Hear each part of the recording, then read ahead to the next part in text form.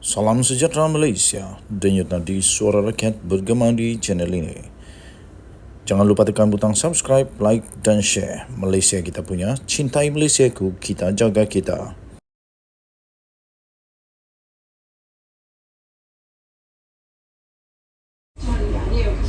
Salam sejahtera Malaysia, denyut nadi suara rakyat bergema di channel ini.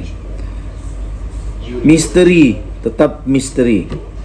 Ramai orang kata KJ bakal masuk PAS, KJ bakal masuk Bersatu, KJ bakal bersama dengan Perikatan Nasional. Tapi seperti biasa saya kata, KJ tak ngam di sana. Dan kali ini saya punya agaan itu saya fikir betul. Kerana akhirnya Khairy Jamaluddin tampil dan memberikan sedikit gambaran tentang masa depannya dalam politik yang dinantikan oleh seluruh rakyat Malaysia. Sebelum itu, ramai juga yang kata sepatutnya Khairy Jamaluddin sepatutnya bersama dengan PKR atau DAP kerana fikirannya lebih sesuai di sana. Cara dia berfikir, cara dia bertindak lebih sesuai di sana untuk mempertahankan orang Melayu dan juga hak-hak ialah untuk supaya adanya calon bagi DAP untuk menjadi Perdana Menteri. Tapi hari ini akhirnya Khairy Jamaluddin telah pun memberikan satu pengumuman yang agak menarik dan pasti akan membuatkan beberapa figura politik di Malaysia mulai rasa ala tak ada harapan lagi. Khairy Jamaluddin mempertimbangkan untuk tubuhkan parti sendiri. Saya secara peribadi saya setuju jika Khairy Jamaluddin mempertimbangkan untuk membentuk parti sendiri. Saya rasa lebih baik untuk Khairy Jamaluddin membentuk dia punya parti sendiri daripada dia masuk di parti orang. Lebih baik dia masuk parti, dia buat parti sendiri. Bekas pemimpin UMNO Khairy Jamaluddin kini mempertimbangkan untuk menubuhkan parti politik yang baru. Khairy yang dipecat daripada UMNO pada penghujung Januari lalu berkata dia pada mulanya tidak berminat untuk terus menubuhkan satu lagi parti politik. Tetapi akhirnya beliau berkata mula terfikir sebaliknya baru-baru ini. Katanya, saya sejak beberapa minggu ini sedang melihat kepada pilihan tersebut. Katanya pada satu siri terbaru podcast keluar sekejap pada hari ini. Tambah Khairy Jamaluddin, saya lihat jika kita dapat permulaan kedua dalam politik, kenapa tidak permulaan itu on your own term, mengikut syarat kita sendiri? Tambahnya, inilah yang saya kata lebih sesuai Khairy Jamaluddin buat begitu daripada dia terikat dengan orang yang tak sesuai dengan dia. Lebih baik dia buat sendiri, lagi best kan.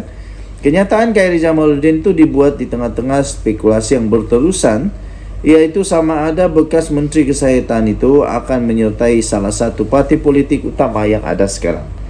Satu pihak yang secara terbuka cuba menarik penyertaannya ialah Bersatu. Khairy mendakwa parti lain juga turut menghubunginya. Mengulas lebih lanjut, Khairy berkata bahawa menyertai parti baru memerlukannya menyesuaikan diri dengan cara parti itu melakukan sesuatu yang mungkin tidak sejajar dengannya. Dia berkata dia terpaksa membuat penyelarasan serupa apabila menyertai UMNO. Bagaimanapun, Khairy bersikap realistik tentang cabaran yang mungkin berlaku jika mahu menumbuhkan partinya sendiri. Jika anda menumbuhkan parti politik, anda boleh mengikut cara pejuang. Maaf saya kata, kehilangan wang deposit, diketawakan dan seumpamanya, kata Khairy Jamaluddin. Aduh, betul lah. Pejuang macam gah hebat kerana ada Mahathir. Sekali tengok, kehilangan wang deposit dan diketawakan dan seumpamanya. Tetapi mungkin anda berasa lebih puas kerana anda melakukannya dengan syarat anda sendiri.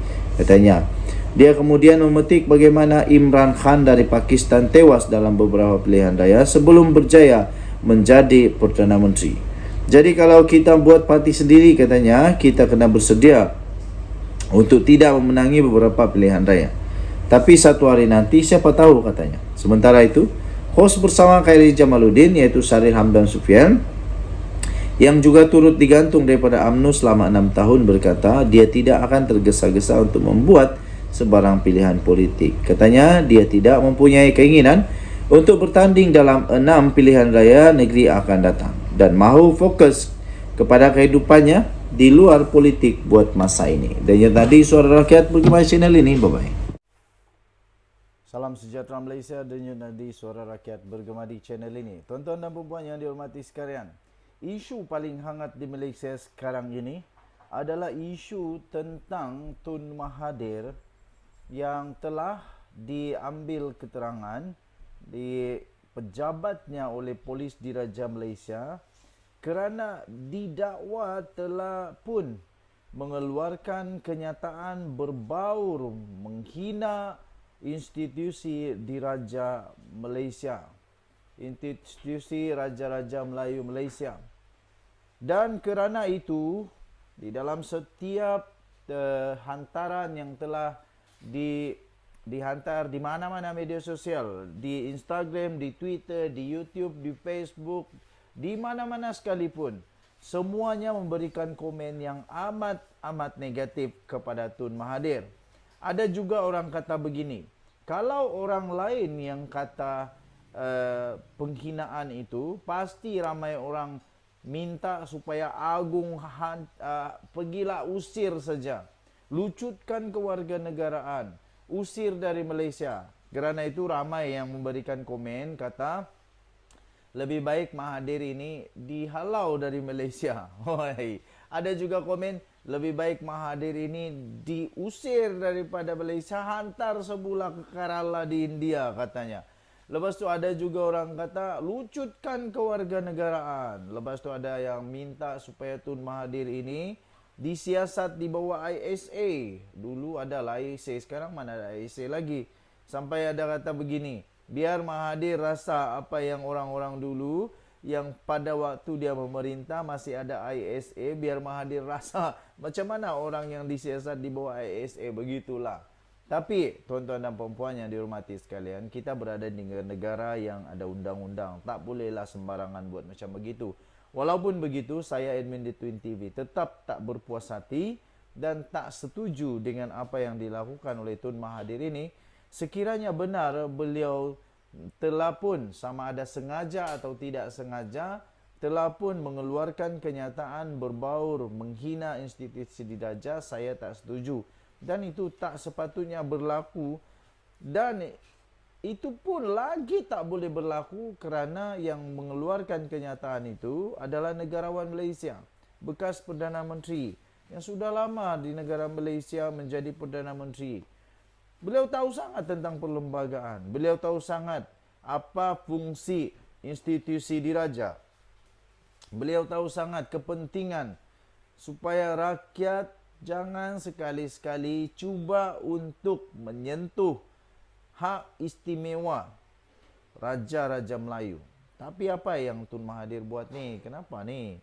Takkanlah hanya kerana nak menang semula di Putrajaya sanggup buat begitu. Tak baik. Okey, sehingga tuan-tuan dan puan yang dihormati sekalian, banyaklah isu yang timbul kerana perkara itu. Tentang proklamasi orang Melayu pun sedang dalam siasatan polis sekarang. Yang pasti, untuk kertas siasatan yang menghina institusi diraja itu, sudah pun selesai siasatannya. Kertas siasatan itu sudah selesai dan sudah bakal akan diserahkan kepada AG, Peguam Negara Malaysia, pada esok. Esok hari Selasa, kerana hari ini public holiday. Dan Kebawah Duli Yang Maha Mulia Seri Paduka Baginda Yang di-Pertuan Agong turut juga di dalam Hari Keputeraan Baginda secara rasmi pada hari ini. Baginda turut bertitah tentang beberapa perkara yang amat penting. Saya hanya bacakan beberapa, tajuk-tajuk utama. Antaranya, agung gusar isu kalimah Allah jadi polemik berlarutan dan boleh menjejaskan perpaduan. Kemudian satu lagi yang berkenaan dengan baginda yang di-Pertuan Agong adalah jangan jadikan isu agama sebagai polemik perbalahan. Lepas tu satu lagi, kerajaan tak benarkan sistem beraja diperolok atas nama kebebasan. Itu kata Perdana Menteri Anwar Ibrahim. Jadi jangan main-main, jangan olok-olok, jangan biarkan. Okey, Denyut Nadi Suara Rakyat bergema di channel ini. Bye-bye.